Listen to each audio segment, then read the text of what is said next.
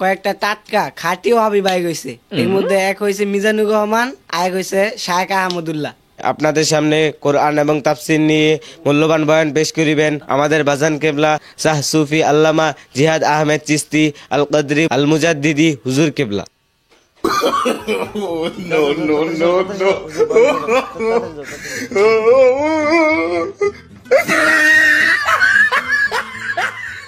সম্মানিত বাবারা, এখন কথা হবে কোরআন এবং হাদিসের আলোকে।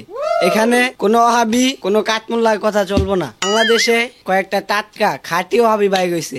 এর মধ্যে এক হয়েছে মিজানুর রহমান, আর হয়েছে শায়েখ আহমদুল্লাহ। এদের কোনো কথা হতে শোনা যাবে না, তাহলে ইমান চলে যাইব। এরা নবীজির দুশ্মন, এরা মুনাফেক, এরা মুসলমানদেরকে ধোকা দিতেছে। আপনাকে এদের সামনে দিয়েও কেউ হাঁটবেন না। হুজুর বয়ান শুরু করেন। আগে বাবারা, এটাই তো বয়ান। আমি কি কোরআন হাদিসের বাইরে কোনো কথা বলছি বাবারা? না না না না, হক কথা বললে এখন ওয়াহাবিকে গায়ে চুলকানি হয়, খাজলি হয়।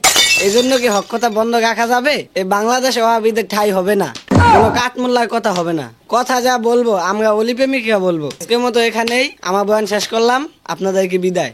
হুজুরে কি বয়ান করলো? কোরআন হাদিস থেকে একটা কথা বললো না, কি টাকা লয়ে গেল, কি বয়ান করলো, কতক্ষণ বয়ান করলো?